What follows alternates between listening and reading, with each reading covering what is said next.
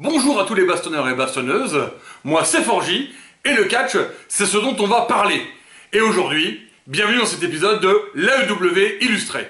Récap du Dynamite du 28 juin. Jon Moxley contre Tomohiro Ishii, le mur porteur du Tokyo Dome en visite. Combat de titans entre ces deux bagarreurs, pluie d'atémie, deux claques qui résonnent dans toute la salle. Ils poursuivent leur duel du week-end dernier à Forbidden Door. Eddie Kingston entre en scène quand Castagnoli et Yuta regardent de trop près Ishii, se préparant à sauter dessus à la moindre opportunité. Kingston est bien sûr là pour choper Casta, mais Mox le fait se tenir à l'écart, ce qui au final garantit un match clean, car si le BCC intervient, Eddie s'en mêle. Le combat est dantesque, Ishii sèche Mox en un coup de coude bien porté après avoir utilisé ses super pouvoirs de mur inamovibles. Quelques instants plus tard, Mox arrivera à tomber son adversaire, s'épuisant avec lui. C'est finalement Jon qui l'emporte dans une bataille rude et sanguinolente. Puis il s'occupe d'emmener Eddie avec lui avant qu'il saute sur Claudio. MJF vient faire son numéro de meilleur pote, après avoir félicité Adam Cole Baby pour avoir été malade à Forbidden Door, et donc éviter son match. Il veut qu'ils aillent tous les deux boire un verre et apprendre à se connaître pour être les meilleurs dans le tournoi de tag team aléatoire en préparation. Il a même fait un t-shirt pour l'équipe Better Than You Baby. Il est sympa ce MJF, qui aurait pas envie de l'aimer? Non? Bah, Adam Cole entre dans le jeu en tout cas. Renee Paquette engueule son Jon Moxley. Elle en a marre de toute cette tension avec Eddie. Jon engueule Kingston disant que l'affaire avec Casta remonte à trop longtemps, que tout le monde s'en fout de ce qui s'est passé à la Chikara. Et Renee engueule Kingston ensuite en lui disant qu'elle en a marre, qu'il doit régler tout ça. Personnellement, j'ai adoré ce segment. Omega ne compte pas s'arrêter là avec Ospreay, il y aura une troisième manche. La petite JAS de Garcia défie Orange Cassidy. Il lui faut trouver 3 partenaires. Il se retourne et voit Kisly. Et de 1. Kiss part, et sur le banc, il y a El Hero del Vikingo. Parfait, ils sont 3 maintenant. Daniel, faute de savoir catcher je danse Garcia, commence ses petits mouvements de bassin dès le départ. Mais Vikingo avait prévu un festival de coups, du coup, il lance le spectacle. Puis va s'en suivre le moment de comédie du match. Dans un style orangesque, Angelo Cool and Hang attrape son peigne et se recoiffe. Un nouveau joujou, ça motive Cassidy, qui le récupère et le met dans sa poche, ainsi que ses mains. Après quelques esquives et un peu de tauromachie dans son plus pur style, il décide à son tour de se recoiffer. Vikingo revient, mais se fait coincer dans le coin de la JS. Malgré plusieurs tentatives, il n'arrive pas à s'en sortir et Kisly commence à bouillir. Enfin, le hot tag arrive, et Kiss éclate un peu tout le monde, histoire de se défouler. C'est sauvage, un chat-ours. Il faut pas le garder en cage trop longtemps. Oula, j'espère que quelqu'un a prévenu la tour de contrôle. On a un viking mexicain volant. Retour de Kisly qui continue de se défouler et en finit avec Matt Menard en l'écrasant sur le ring pour le compte de 3. Pour une équipe totalement improvisée, qu'est-ce qu'ils sont classe. Marre d'être le pote d'Adam Page, qu'il rappelle jamais, le Dark Order veut prendre l'élite ce soir. Pas de potes qui tiennent, ils ont envie de baston. Et Adam a pas le choix. Et c'est parti! Un bon match qui laisse l'espace au Dark Order de s'exprimer correctement, et ça fait du bien, ça faisait longtemps. Attention, ça veut pas dire qu'ils dominent tout le temps, les Young Bucks sont pas en reste, mais justement, c'est compétitif et il y a de beaux moments. Ils se font un peu casser la gueule d'ailleurs au début par les Bucks, mais Evil Uno est l'homme fort de la team ce soir, et renverse la tendance plusieurs fois. La clé du match, c'est bien sûr Hangman, qui est très hésitant à intervenir. Il a une petite passe très sympa avec Silver, puis repart aussitôt. Il hésite à intervenir et à rentrer sur le ring, et quand il rentre, il refait le tag. Dans les faits, ça devient un match à handicap 2 contre 3, et vite le Dark Order va avoir l'avantage du nombre. Mais Evil Uno veut le duel, et met une grosse mandale à Adam.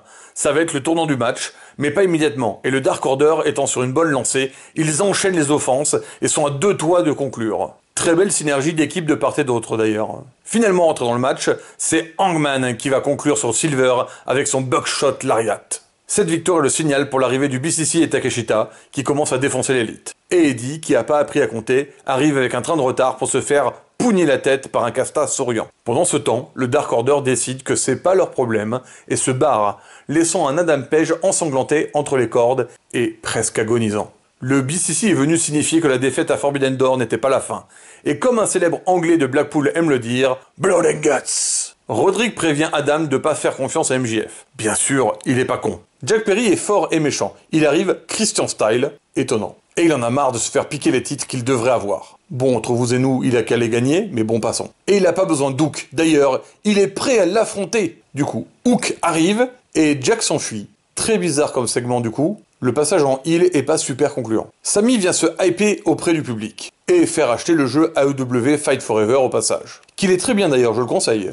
Mais enfin, why not? C'était marrant. Ruby Soho éclate une panou. Elle devait combattre Dr. Britt Baker, DMD, mais du coup, Elle est malade, Adam Cole qui lui a refilé sa grippe, donc pas de tournoi Owen Hart. En tout cas pas cette semaine.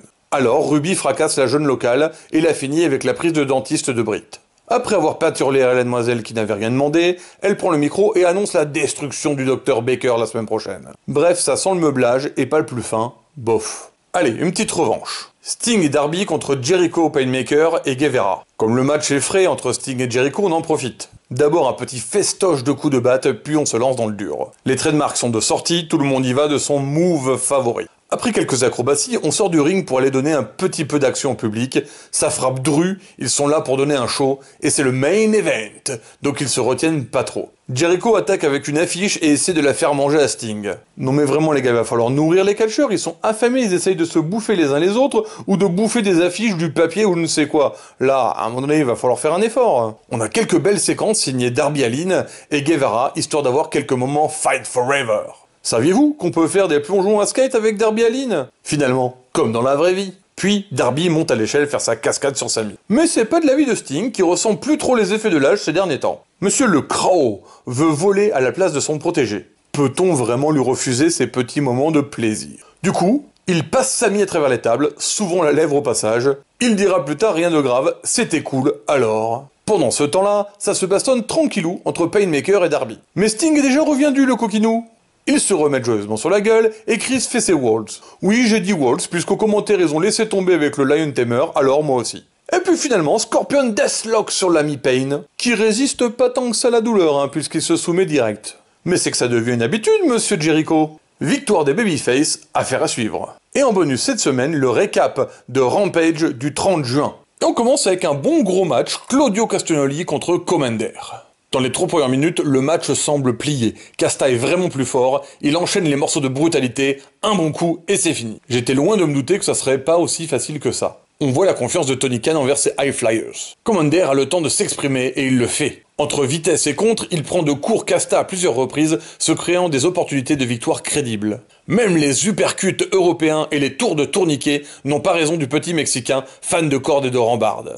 Il frappe au point sensible, utilise sa mobilité pour reprendre le contrôle, le match est compétitif et ça fait plaisir. Les envols du Mexicain volant sont un vrai plaisir. Et un autre saut qui atterrit dans le point se levant de Casta. Boum! Victoire par KO. Bon, faut pas charrier non plus, c'était pour le titre ROH. Shawn Spears contre The Blade. Shawn est originaire de l'Ontario, où se passe le show. C'est donc un petit match d'exhibition fun. Il joue avec le public, quelques échanges d'atemi, Butcher balayant ce qui tombe hors du ring. Pas vraiment un match en jeu, bonne ambiance, moment de détente. Brother Zay et Matt Hardy contre QT Marshall et Johnny TV. Pour être honnête, je suis méga fan de John Morrison Caballero TV. Ses entrées au ralenti me manquent un peu, j'avoue. J'ai toujours adoré son in-ring, ses phases de comédie, son jeu en tant que catcheur, et la combinaison avec la blonde pulpeuse Cameron et QT, bien qu'improbable, est fun.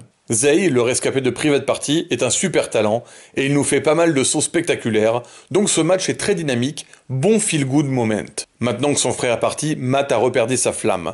De nouveau, il semble pâteau et ailleurs. Il est un peu en retard sur les spots, ça semble plus mécanique. Par contre, Zay fait le show et tient le match de leur côté, à lui tout seul. Bonne alchimie entre QT et Johnny, ce qui fait que le match est dynamique et distrayant. Et alors que les Faces ont le match en main, la petite distraction de Cameron redonne l'avantage. Et Johnny prend la victoire avec un des mouvements dont il a le secret. Contre toute attente, Ethan Page prend la défense de son boss au moment où le groupe TV allait défoncer Matt. Malheureusement, son héroïsme ne dure pas, il se fait saccager et se fait déborder. Mais les acclamés viennent faire le sauvetage. Et le main event, c'est Taya Valkyrie contre Hikaru Shida.